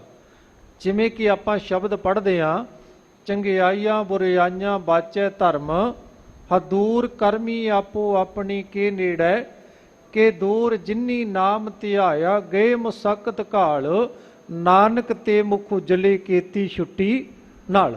ਸਤਿਗੁਰੂ ਜੀ ਕਹਿੰਦੇ ਕਰਮਾਂ ਦਾ ਫਲ ਦੇਣ ਵਾਲਾ ਦਾਤਾ, ਕਰਮ ਵਿਧਾਤਾ, ਜਿਹੜਾ ਉਸ ਮਾਲਕ ਨਾਲ ਜੁੜਦਾ ਹੈ, ਉਹਦੀ ਭਾਸ਼ਾ ਵੀ ਬਦਲ ਜਾਂਦੀ ਹੈ, ਉਹਦੇ ਬੋਲ ਵੀ ਬਦਲ ਜਾਂਦੇ ਹੈ। ਬੋਲੇ ਅੰਮ੍ਰਿਤ ਬਾਣੀ, ਕਹਿੰਦੇ ਉਹਨਾਂ ਦੀ ਜ਼ਬਾਨ ਵੀ ਰਸ ਭਿੰਨੀ ਹੋ ਜਾਂਦੀ ਹੈ, ਉਹਨਾਂ ਦੀ ਜ਼ਬਾਨ ਵਿੱਚੋਂ ਅੰਮ੍ਰਿਤ ਕਿਰਨ ਲੱਗ ਜਾਂਦਾ ਹੈ, ਉਹਨਾਂ ਦੀ ਜ਼ਬਾਨ ਵਿੱਚੋਂ ਮਿੱਠੜੇ ਬੋਲ ਨਿਕਲਦੇ ਹਨ। ਗੁਣਵੰਤੀਆ ਗੁਣ ਸਾਰੇ, ਆਪਣੇ ਕੰਤ ਸੰਭਾਲੇ, ਨਾ ਕਦੇ ਲੱਗੈ ਵਿਜੁਗੋ। ਹੇ ਗੁਣਵੰਤੀਏ ਭੈਣੇ, ਸੁਹਾਗਣੇ ਭੈਣੇ, ਇਹ ਜਿਹੜੇ ਗੁਣ ਸਤਿਗੁਰੂ ਜੀ ਦੱਸ ਰਹੇ ਹਨ, ਇਹਨਾਂ ਨੂੰ ਸੰਭਾਲਣਾ ਕਰ, ਆਪਣੇ ਹਿਰਦੇ ਵਿੱਚ ਵਸਾਉਣਾ ਕਰ। ਤੇ ਜਦੋਂ ਉਸ ਮਾਲਕ ਦੇ ਗੁਣਾਂ ਨੂੰ ਹਿਰਦੇ ਵਿੱਚ ਵਸਾ ਲਵਾਂਗੇ, ਫਿਰ ਕਦੇ ਵੀ ਦੁੱਖਾਂ ਭਰਿਆ ਦਿਨ ਵੇਖਣਾ ਨਹੀਂ ਪੈਂਦਾ। ਸਾਡੀ ਨਜ਼ਰ ਵਿੱਚ ਦੁੱਖ ਕੀ ਹੈ? ਸਾਡੀ ਨਜ਼ਰ ਵਿੱਚ ਦੁੱਖ ਹੈ ਜਦੋਂ ਕੋਈ ਕਾਰੋਬਾਰ ਦੇ ਵਿੱਚ ਘਾਟਾ ਪੈ ਜਾਵੇ, ਜਾਂ ਕੋਈ ਅਚਾਨਕ ਸਾਡੇ ਪਰਿਵਾਰ ਦਾ ਕੋਈ ਵੀਰ ਭੈਣ ਪੁੱਤ ਧੀ ਪਤੀ ਪਤਨੀ ਚਲਾ ਜਾਵੇ। ਪਰ ਪਿਆਰਿਓ, ਸਤਿਗੁਰੂ ਜੀ ਕਹਿੰਦੇ ਇਹ ਦੁੱਖ ਉਹਨਾਂ ਦੁੱਖ ਨਹੀਂ ਹੈ ਜਿੱਡਾ ਦੁੱਖ ਅਕਾਲ ਪੁਰਖ ਵਾਹਿਗੁਰੂ ਨੂੰ ਵਿਸਾਰਨ ਦਾ ਦੁੱਖ ਹੈ। ਸਤਿਗੁਰੂ ਜੀ ਕਹਿੰਦੇ ਦੁਨੀਆ ਦੇ ਦੁੱਖ ਵੀ ਆਉਣਗੇ, ਜੋ ਨਰ ਦੁੱਖ ਮੈਂ ਦੁੱਖ ਨਹੀਂ ਮਾਨੈ, ਸੁਖ ਸਨੇਹ ਅਰ ਭੈ ਨਹੀਂ ਜਾਕੇ, ਕੰਚਨ ਮਾਟੀ ਮਾਨੈ। ਸੋ ਰੱਬ ਦੇ ਪਿਆਰਿਆਂ ਦੀ ਅਵਸਥਾ ਬਣ ਜਾਂਦੀ ਹੈ ਕਿ ਉਹ ਕਦੇ ਵੀ ਦੁੱਖ ਨੂੰ ਦੁੱਖ ਨਹੀਂ ਸਮਝਦੇ। ਦੁੱਖ ਦੇ ਵਿੱਚ ਵੀ ਖੇੜੇ ਵਿੱਚ ਆ, ਤੇ ਖੇੜੇ ਵਿੱਚ ਵੀ ਖੇੜੇ ਵਿੱਚ ਹਨ। ਸਚੜਾ ਪਿਰ ਸਾਲਾਹੀ ਹੈ, ਸਭ ਕਿਛ ਕਰਨੈ ਜੋਗੋ। ਸਤਿਗੁਰੂ ਜੀ ਕਹਿਣ ਲੱਗੇ, ਕਿਉਂ ਕਿਸੇ ਸਾਈਆਂ ਦੇ ਜਿਹੜੇ ਚਿਲਮਾ ਪੀਂਦੇ ਐ, ਸਿਗਰਟਾਂ ਪੀਂਦੇ ਐ, ਤੰਬਾਕੂ ਪੀਂਦੇ ਐ, ਨਸ਼ਿਆਂ ਦਾ ਸੇਵਨ ਕਰਦੇ ਐ, ਕਿਉਂ ਉਹਨਾਂ ਦੇ ਦਰਾਂ ਤੇ ਜਾ ਕੇ ਆਪਣੀ ਜਵਾਨੀ ਖਰਾਬ ਕਰ ਰਹੇ ਐ? ਹੁਣ ਜਿਹੋ ਜਿਹਾ ਬੰਦਾ ਕਰੇਗਾ ਉਹੀ ਜਿਹਾ ਸਿੱਖਿਆ ਦੇਵੇ। ਜਿਹੜਾ ਆਪ ਚਿਲਮਾ ਪੀਂਦਾ, ਜਿਹੜਾ ਆਪ ਤੰਬਾਕੂ ਦਾ ਸੇਵਨ ਕਰਦਾ, ਜਿਹੜਾ ਆਪ ਪਿਆਰਿਓ ਮਾੜੇ ਕਰਮ ਕਰਦਾ, ਉਹ ਤੁਹਾਨੂੰ ਚੰਗਾ ਕਿਵੇਂ ਬਣਾ ਦੇਵੇਗਾ? ਸਤਿਗੁਰੂ ਜੀ ਕਹਿਣ ਲੱਗੇ, ਤੂੰ ਕਰਤਾ ਸਚਿਆਰ ਮੈਡਾ, ਸਾਈਂ ਮੇਰਾ ਦਾਤਾ ਤੈ ਤੂੰ ਹੈ। ਹੇ ਅਕਾਲ ਪੁਰਖ ਵਾਹਿਗੁਰੂ, ਇੱਕ ਨਾਲ ਜੁੜਨਾ ਕਰੀਏ। ਸਤਿਗੁਰੂ ਦੇ ਦਰ ਤੇ ਜਿਹੜਾ ਕਰਨੇ ਯੋਗ ਹੈ, ਜਿਹੜਾ ਸਾਰੀਆਂ ਦਾਤਾਂ ਦੇਣ ਯੋਗ ਹੈ, ਛੱਡ ਦੇ ਖਹਿੜਾ ਸਾਈਆਂ ਦਾ, ਛੱਡ ਦੇ ਖਹਿੜਾ ਪੀਰਾਂ ਦਾ। ਸਤਿਗੁਰੂ ਜੀ ਵਾਚਨ ਕਰਦੇ ਹੈ, ਕਹਿੰਦੇ ਸ਼ਬਦ ਗੁਰ ਪੀਰਾ ਗਹਿਰ ਗੰਭੀਰਾ, ਬਿਨ ਸ਼ਬਦੈ ਜਗ ਬਹੁਰਾਨੰ। ਸਤਿਗੁਰੂ ਜੀ ਕਹਿੰਦੇ ਪੀਰ ਨਾਲ ਜੁੜ, ਗੁਰੂ ਨਾਲ ਜੁੜ। ਸਾਈਂ ਸਾਡਾ ਸਤਿਗੁਰੂ ਹੈ, ਸੱਚੜੇ ਨਾਲ ਜੁੜਨਾ ਕਰ। ਸੱਚੜਾ ਸਾਹਿਬ ਸ਼ਬਦ ਪਛਾਣੀਐ, ਆਪੇ ਲਏ ਮਿਲਾਏ। ਹੁਣ ਇੱਕ ਸਵਾਲ ਇਹ ਖੜਾ ਹੋ ਗਿਆ ਕਿ ਉਹ ਸੱਚੜੇ ਨਾਲ ਜੁੜੀਏ ਕਿਵੇਂ। ਸਤਿਗੁਰੂ ਜੀ ਕਹਿਣ ਲੱਗੇ ਤਰੀਕਾ ਮੈਂ ਦੱਸ ਦਿੰਦਾ ਹਾਂ। ਸੱਚੜੇ ਨਾਲ ਜੁੜਨ ਦਾ ਤਰੀਕਾ ਸ਼ਬਦ ਤੋਂ, ਸ਼ਬਦ ਨਾਲ ਜੁੜ ਤੇ ਸ਼ਬਦ ਨੇ ਤੈਨੂੰ ਸੱਚੜੇ ਨਾਲ ਕੀ ਜੋੜ ਦੇਣਾ। ਸਾ ਤਨ ਪ੍ਰਿਯ ਕੈ ਰੰਗ ਰਤੀ, ਵਿੱਚੋਂ ਆਪ ਗਵਾਏ। ਸਤਿਗੁਰੂ ਜੀ ਕਹਿਣ ਲੱਗੇ ਜਦੋਂ ਸ਼ਬਦ ਦੇ ਨਾਲ ਜੁੜਨਾ ਹੈ ਤੇ ਸ਼ਬਦ ਨਾਲ ਜੁੜਨ ਤੋਂ ਪਹਿਲਾਂ ਆਪਣੇ ਆਪ ਨੂੰ ਗਵਾ, ਆਪਣੇ ਆਪ ਨੂੰ ਗਵਾ ਕੇ, ਜਿਵੇਂ ਕਿ ਪਿਆਰਿਓ ਅਸੀਂ ਕਈ ਵਾਰ ਆਪਣੀ ਜਾਤ ਦਾ ਮਾਣ, ਆਪਣੇ ਧਨ ਦਾ ਮਾਣ, ਆਪਣੇ ਮਹਿਲਾਂ ਦਾ ਮਾਣ, ਆਪਣੇ ਵਹੀਕਲਾਂ ਦਾ ਮਾਣ, ਆਪਣੀ ਪ੍ਰਾਪਰਟੀ ਦਾ ਮਾਣ, ਆਪਣੇ ਅਹੁਦੇ ਦਾ ਮਾਣ ਅਸੀਂ ਆਪਣੇ ਨਾਲ ਲੈ ਕੇ ਆਉਨੇ ਆ। ਸਤਿਗੁਰੂ ਜੀ ਕਹਿੰਦੇ ਸਭ ਕੁਝ ਗਵਾ ਕੇ ਆ, ਕਿਉਂਕਿ ਵਸਤੂ ਅੰਦਰ ਵਸਤ ਸਮਾਵੈ, ਜੇ ਦੂਜੀ ਹੋਵੇ ਪਾਸ। ਅੰਦਰੋਂ ਗਵਾ ਕੇ ਤੇ ਇੱਕੋ ਇੱਕ ਪਿਆਰੇ ਦੇ ਨਾਲ ਪ੍ਰੀਤ ਰੱਖ, ਆਪਣੇ ਪਿਆਰੇ ਦੇ ਨਾਲ ਪ੍ਰੀਤ ਬਣਾਉਣੀ ਕਰ। ਮੇਰੇ ਮਾਲਕ ਕਹਿੰਦੇ ਤੈਨੂੰ ਗੁਰੂ ਅਕਾਲ ਪੁਰਖ ਵਾਹਿਗੁਰੂ ਦੇ ਨਾਲ ਮਿਲਾ ਦੇਵੇਗਾ। ਵਿੱਚੋਂ ਆਪ ਗਵਾਏ, ਫਿਰ ਕਾਲ ਨਾ ਖਾਏ, ਗੁਰਮੁਖ ਏਕੋ ਜਾਤਾ। ਜਦੋਂ ਵਿੱਚੋਂ ਆਪ ਗਵਾ ਦਿੰਦਾ ਹੈ ਆਪਣੀ ਹੰਗਤਾ ਨੂੰ, ਕਿਉਂਕਿ ਸਤਿਗੁਰੂ ਦੀ ਬਾਣੀ ਕਹਿੰਦੀ ਹੈ, ਕਹਿੰਦੇ ਤੁਸੀਂ ਭਾਵੇਂ ਗੁਰੂ ਦੇ ਸਨਮੁਖ ਬੈਠੇ ਹੋ ਪਰ ਸਤਿਗੁਰੂ ਜੀ ਦੋ ਬੰਦਿਆਂ ਨੂੰ ਕਦੇ ਵੀ ਦਰਸ਼ਨ ਨਹੀਂ ਦਿੰਦੇ। ਕਿਹੜੇ ਬੰਦਿਆਂ ਨੂੰ?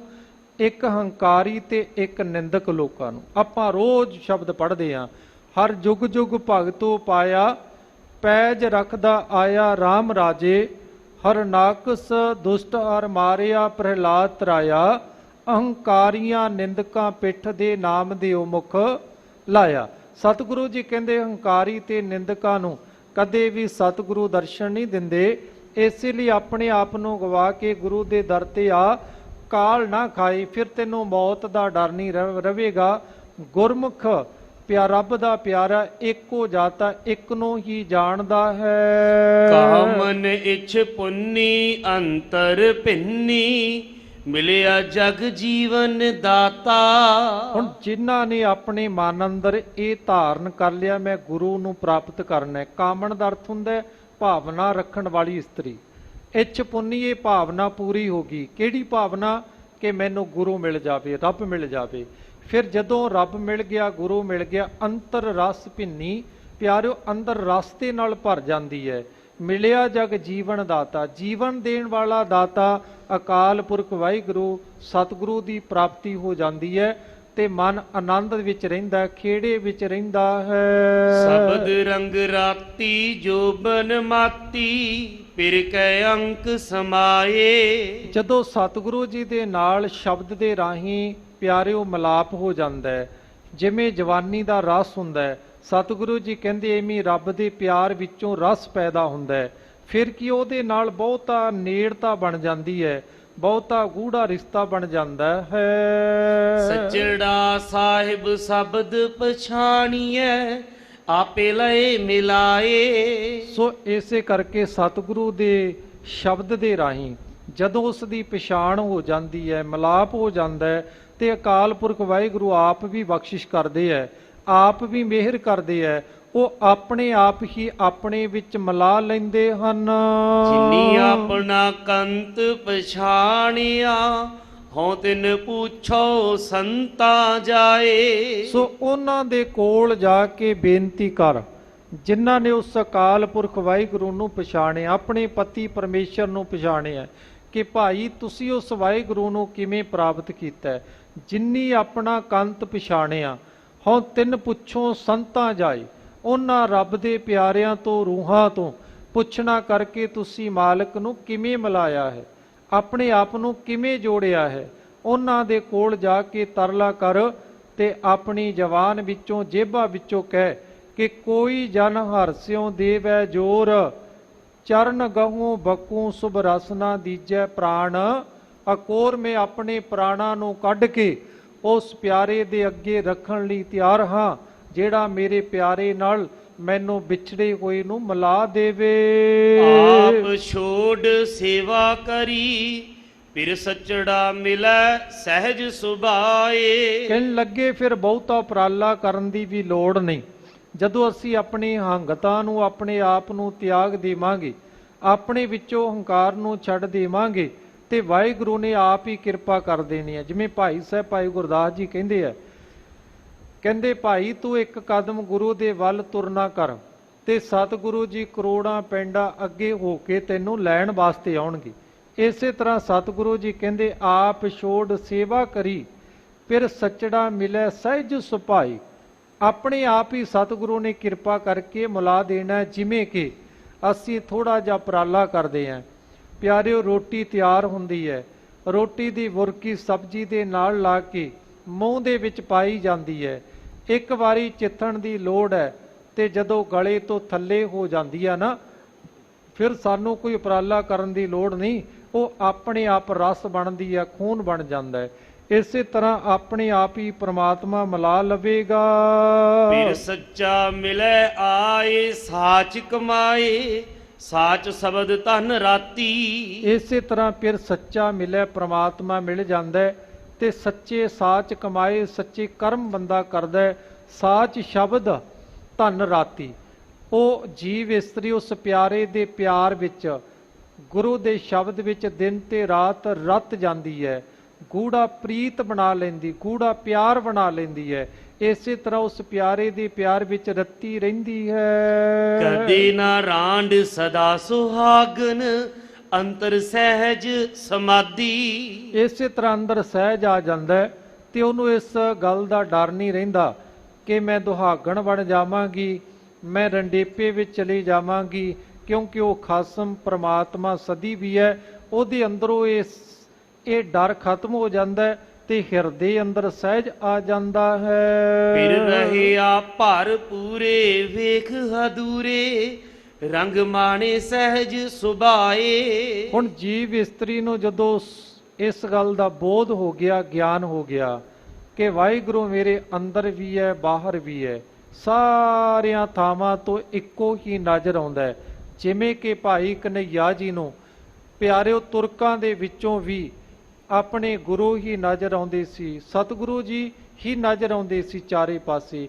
ਰੱਬ ਦੇ ਪਿਆਰਿਆਂ ਨੂੰ ਹਰ ਇੱਕ ਜੀਵ ਜੰਤੂ, ਹਰ ਇੱਕ ਮਨੁੱਖ ਦੇ ਵਿੱਚੋਂ ਇੱਕ ਅਕਾਲ ਪੁਰਖ ਵਾਹਿਗੁਰੂ ਹੀ ਨਜ਼ਰ ਆਉਂਦਾ ਹੈ। ਜਿਨੀ ਆਪਣਾ ਕੰਤ ਪਛਾਣਿਆ, ਹੋ ਦਿਨ ਪੁੱਛੋ ਸੰਤਾਂ ਜਾਏ। ਫਿਰ ਸਤਿਗੁਰੂ ਜੀ ਦੁਹਰਾ ਕੇ ਕਹਿੰਦੇ ਆ ਕਿ ਉਹਨਾਂ ਪਿਆਰਿਆਂ ਦੇ ਕੋਲ ਜਾ ਕੇ ਤਰਲਾ ਕਰ, ਬੇਨਤੀ ਕਰ ਕਿ ਭਾਈ ਉਹ ਅਕਾਲ ਪੁਰਖ ਵਾਹਿਗੁਰੂ ਦੀ ਪ੍ਰਾਪਤੀ ਕਿਵੇਂ ਹੋਵੇਗੀ। ਫਿਰ ਹੋਵੇ ਛੁੰਨੀਆਂ ਭੀ ਮਿਲ ਹੈ, ਜੇ ਸਤਿਗੁਰ ਲਾਗਹਿ ਸਾਚੇ ਪਾਏ। ਸਤਿਗੁਰੂ ਜੀ ਕਹਿਣ ਲੱਗੇ ਡੋਲਣ ਦੀ ਲੋੜ ਨਹੀਂ ਹੈ। ਜਿਹੜੇ ਪ੍ਰਮਾਤਮਾ ਨਾਲੋਂ ਟੁੱਟੇ ਹੋਏ ਨੇ, ਵਿਛੜੇ ਹੋਏ ਨੇ, ਉਹਨਾਂ ਦਾ ਮਿਲਾਪ ਵੀ ਦੁਬਾਰਾ ਹੋ ਸਕਦਾ ਹੈ ਜੋ ਗੁਰੂ ਦੇ ਚਰਨਾਂ ਵਿੱਚ ਅਰਦਾਸ ਕਰਨਗੇ। ਸਤਿਗੁਰ ਸਦਾ ਦਇਆਲ ਹੈ, ਅਵਗੁਣ ਸ਼ਬਦ ਜਲਾਏ। ਅਕਾਲ ਪੁਰਖ ਵਾਹਿਗੁਰੂ ਸਤਿਗੁਰੂ ਬੜੇ ਦਿਆਲੂ ਨੇ।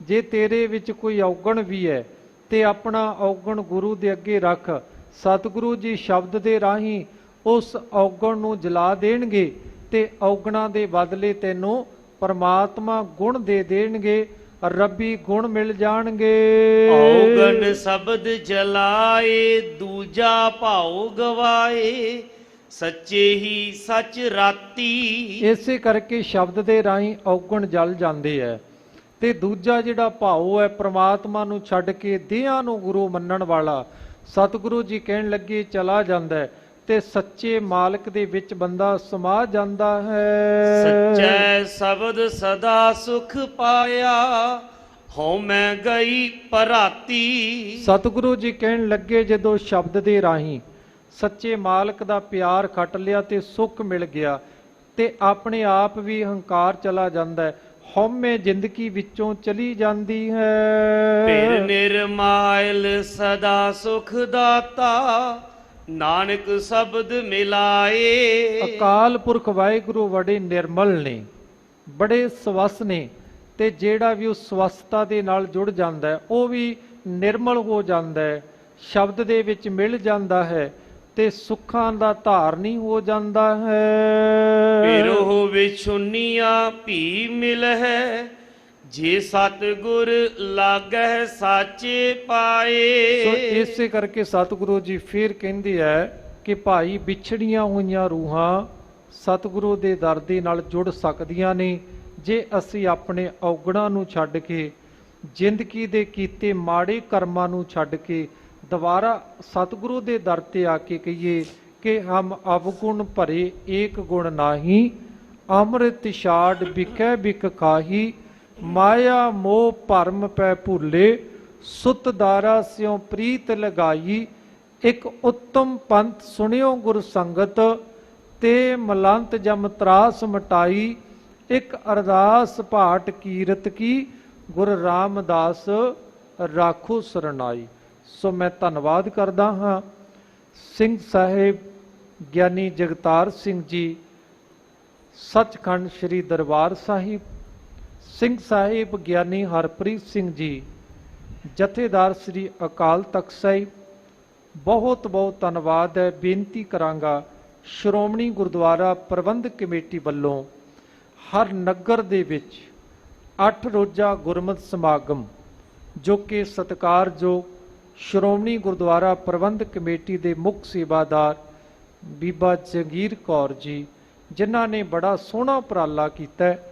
ਹਰ ਘਰ ਤੱਕ, ਹਰ ਗੁਰਦੁਆਰਾ ਸਾਹਿਬ ਤੱਕ ਗੁਰੂ ਦੀ ਬਾਣੀ, ਗੁਰੂ ਦਾ ਇਤਿਹਾਸ ਪਹੁੰਚਾਉਣ ਦੇ ਲਈ ਉਪਰਾਲਾ ਕੀਤਾ ਗਿਆ ਹੈ। ਹਰ ਨਗਰ ਵਿੱਚ ਗੁਰਮਤਿ ਸਮਾਗਮ ਕੀਤੇ ਜਾ ਰਹੇ ਹੈ। ਸੋ ਜਿਹੜੀਆਂ ਸੰਗਤਾਂ ਸਮਾਗਮ ਕਰਵਾਉਣਾ ਵੀ ਚਾਹੁੰਦੀਆਂ ਨੇ ਉਹ ਦਫ਼ਤਰ ਦੇ ਨਾਲ, ਸ਼੍ਰੀ ਅੰਮ੍ਰਿਤਸਰ ਜਾਂ ਤਖਤਾਂ ਤੇ ਦਫ਼ਤਰ ਬਣੇ ਨੇ, ਉਹਨਾਂ ਨਾਲ ਸੰਪਰਕ ਕਰ ਸਕਦੇ ਹੋ। ਕੋਟਾਨਕੋਟ ਧੰਨਵਾਦ। ਸ਼੍ਰੀ ਗੁਰੂ ਗ੍ਰੰਥ ਸਾਹਿਬ ਜੀ ਦਾ। ਦਿਓ ਅਸੀਸ, ਬੁਲਾਓ ਫਤਿਹ, ਬੋਲਿਓ ਜੀ ਵਾਹਿਗੁਰੂ ਜੀ ਕਾ ਖਾਲਸਾ, ਵਾਹਿਗੁਰੂ ਜੀ ਕੀ ਪਿਰ ਫਤਿਹ। ਨਿਰਮਾਲ ਸਦਾ ਸੁਖ ਦਾਤਾ, ਨਾਨਕ ਸ਼ਬਦ ਮਿਲਾਏ। ਪਿਰਹੁ ਵਿਛੁਨੀਆਂ ਭੀ ਮਿਲਹਿ, ਜੇ ਸਤਿਗੁਰ ਲਾਗਹਿ ਸਾਚੇ ਪਾਏ। ਵਾਹਿਗੁਰੂ ਜੀ ਕਾ ਖਾਲਸਾ, ਵਾਹਿਗੁਰੂ ਜੀ ਕੀ